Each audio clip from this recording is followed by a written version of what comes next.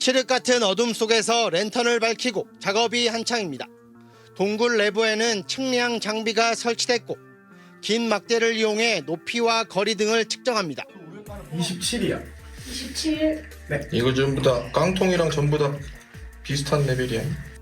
깨진 항아리와 탄피, 탄두 등 유물들의 위치도 세밀하게 정리합니다.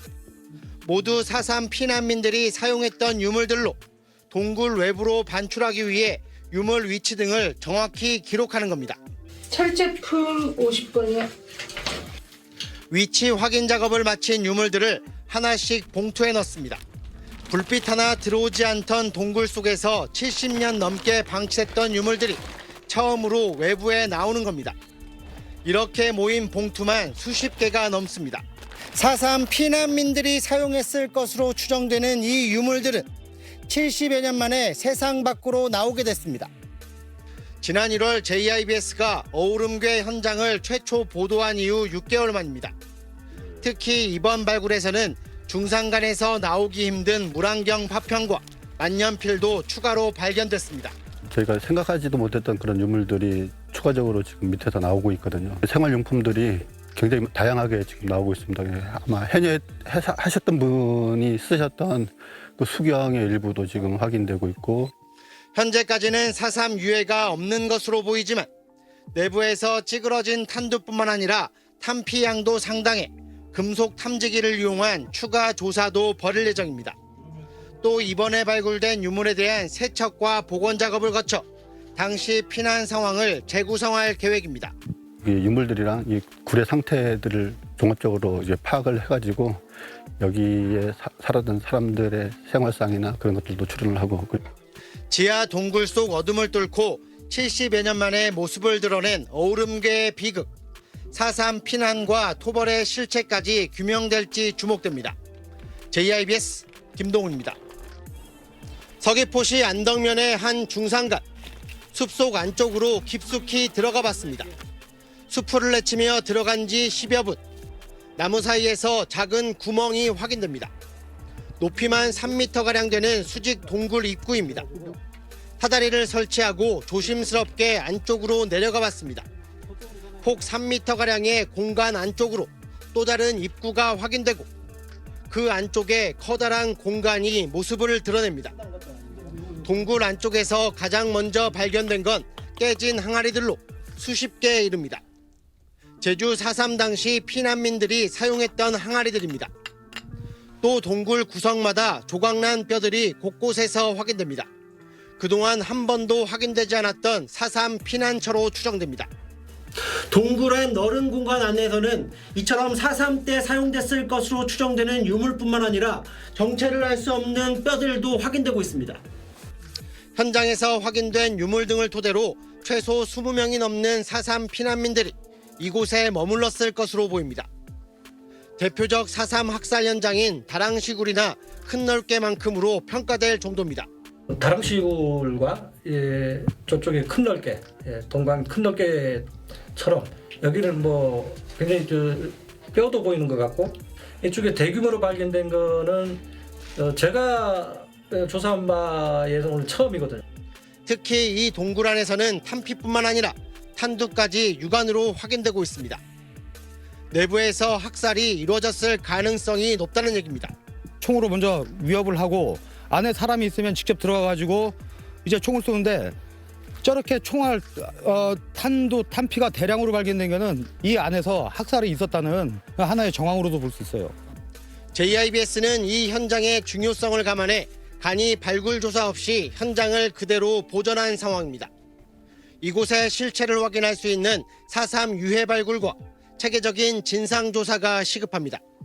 JIBS 김동훈입니다. 2019년 광주 형무소 예터에서 무연분묘 개장 작업 중 유해 260여 구가 발견됐습니다. 여기서 4.3 행방불명 희생자의 신원이 처음으로 확인됐습니다. 바로 지난 1949년 7월 체포돼 광주 형무소에 수감된 고 양천종 씨입니다. 양 씨가 형무소에서 잘 지낸다는 안부 편지를 보낸 뒤 한 달도 안 돼 가족들에게 사망 통보가 전달됐지만 시신은 끝내 수습되지 못했습니다. 4.3으로 할아버지와 아버지를 한꺼번에 잃은 손자는 이른을 훌쩍 넘겨서야 할아버지 유해를 찾을 수 있었습니다. 시신 찾지 못해가지고 어머니가 돌아가시기까지 상당히 한스러운 얘기를 많이 했었다고요. 영혼이 떠돌던 것이 이제는 이제 손자의 품으로 이제 돌아왔으니까 편안히 잠드시길 기원하는 거죠. 제주가 아닌 다른 지역에서 4.3 행방불명 희생자 신원이 확인된 건 지난해 대전 골령골 이후 두 번째입니다. 제주자치도는 대전 골령골과 경상 코발트 광산 등 도해 지역 발굴 유해에 대한 유전자 감식을 진행하고 있습니다. 하지만 행방불명된 4.3 희생자 중 신원 확인을 위한 유가족의 유전자 정보가 절반밖에 확보되지 않아 추가 체열 참여가 필요한 상황입니다. 유가족 친지 할 것 없이 사촌까지도 8촌까지도 저희가 가능하기 때문에 그 체열에 적극적으로 임해 주시면 저희가 이 유전자 감식하는데 가장 중요한 단서가 될 것이기 때문에 협조를 부탁드리겠습니다. 고 양천종 씨의 유해는 다음 달 고향 제주로 봉환될 예정입니다. 현재까지 제주 4.3으로 행방불명된 희생자는 4천여 명으로 추정되고 이 중 145명만이 신원이 확인돼 가족의 품으로 돌아갔습니다. JIBS 안수경입니다.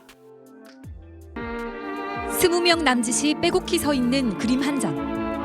1948년 북촌초등학교에서 집단 학살이 벌어지기 직전 모습을 그린 그림입니다. 이 그림을 그린 사람은 제주 4.3 당시 14살이었던 이영자 할머니. 학살터로 끌려가 희생된 할아버지의 시신을 묻었던 참혹한 기억은 어제 일처럼 생생합니다. 총마장 심어단 죽여보나. 하루방은 그 자리에서 죽어버리고 아버지는 살아난 멀 사람 다 죽었을게. 가다 오당 재수 좋은 사람들이나 살아났죠. 위령비를 연신 어루만지는 허순자 할머니의 삶도 마찬가지. 4.3 당시 아버지를 잃고 사무치는 그리움과 고통 속에 70여 년의 세월을 견뎠습니다. 목포 형무소로 끌려가기 전 당시 4살이던 할머니의 손을 잡았던 아버지의 따스했던 손길을 기억합니다. 할머니 등에 엎였는데 나 손을 잡아서 그냥 울고 말문이 막 다 맥힌 거야. 그 배 선장이 이제 시간이 없으니까 빨리 딸 손을 놓으세요. 제주 4.3 희생자 결정자 14,000여 명 가운데 80%가량은 남성. 참혹했던 4.3에서 가까스로 살아남은 여성들은 지옥 같은 삶을 이어갈 수밖에 없었습니다. 4.3 이후에도 제주 여성들의 삶과 역사는 4.3의 연장선이었다는 얘기입니다. 하지만 4.3과 여성, 연좌제, 그리고 그 이후 생활상에 대한 조사나 연구는 그리 많지 않습니다. 심각한 트라우마 속에서도 황폐화된 제주를 일궈낸 제주 여성들에게 여전히 현재 진행형인 제주 4.3. 하지만 부족한 실태조사 속에 4.3을 겪은 1세대 여성들은 서서히 사라지고 있습니다.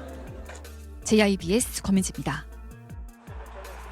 4.3 당시 희생됐던 일가족의 묘를 이장하는 작업이 시작됐습니다. 한데 모인 후손들이 경건한 마음으로 제를 올립니다. 조심스럽게 묘지로 옮겨지는 유해들, 봉분을 쌓고 다지기를 거듭합니다. 이 가족묘에는 제주의 아픈 역사가 깃들어 있습니다. 이곳 표선면 가시리는 제주 4.3 당시 420여 명의 주민이 목숨을 잃을 정도로 피해가 컸습니다. 구연대 군인들의 대규모 초토화 작전이 전개된 1948년 11월 가시리 달랭이 모루에서는 고 안흥규의 아내와 자녀, 동생과 조카 등 일가족이 한꺼번에 학살됐습니다. 그때 우리 형제분들 어머니 고모해서 12분이 돌아가셨고요. 사건 보름 만인 새벽, 고 안흥규는 급하게 시신을 수습해 밭 인근에 묻었습니다. 희생자 가운데는 당시 미처 도망가지 못했던 여성들과 아이들이 대부분이었습니다.